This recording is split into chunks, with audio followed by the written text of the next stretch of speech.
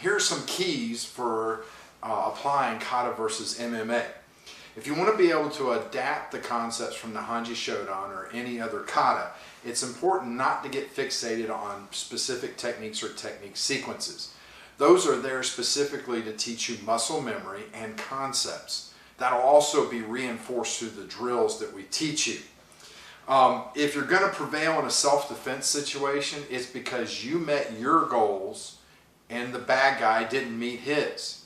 So goals are going to be absolutely central to getting you through any self-defense situation. So our techniques and technique sequences are teaching you muscle memory and concepts, but it's the goals that are going to drive you through the situation. So if you haven't been with us before, the goals that we're going to talk about are the 3 goals of combat that came from my teacher, Sagan Paul Vunak, who taught SEAL Team 6. Those 3 are, first, the entry, second, pressure, and third, termination. Now, I don't use the term termination. I use finish instead because we're dealing with a civilian context. So when I put words to those 3 goals, here's what I put forth. So for the entry, what we're trying to achieve there is we want to get the opponent to react to us.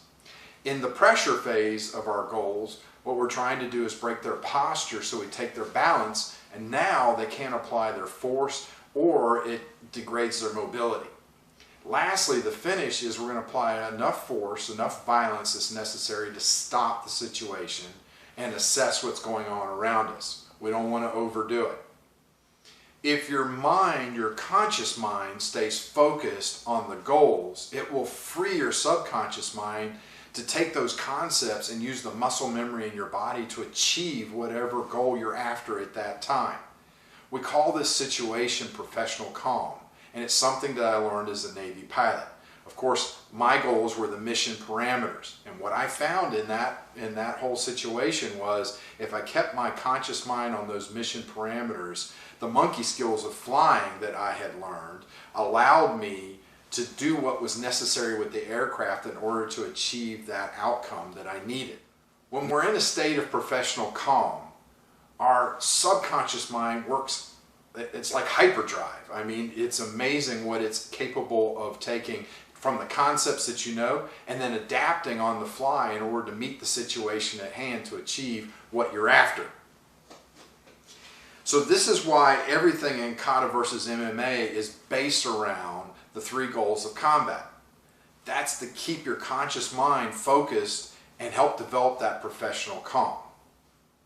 So in summary, it's really important for you to practice the technique sequences as a way to develop that muscle memory and begin to see the concepts that lie underneath. Those drills that we'll be giving you as you move forward are also going to help you drive the motions into your muscle memory so they are there when your subconscious needs them. In the end, achieving your 3 goals is what matters. It doesn't really matter how you got there, what technique you used, no one's grading you to say, oh, that technique didn't come from Naihanchi Shodan or Pasai or whatever kata.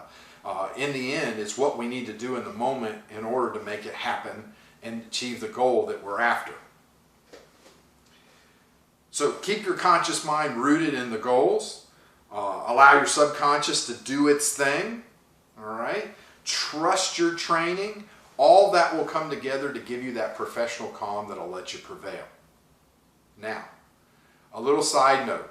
On the technique sequences that you're going to see coming up, you're going to see in the finish phase that I often use a submission hold or I use strikes to finish the situation before I assess. That may be legally okay or not okay. It depends upon the situation. So you need to make sure that you understand the laws that apply to you and where you are. Please help us continue to bring you some great videos by subscribing to our channel and sharing our videos.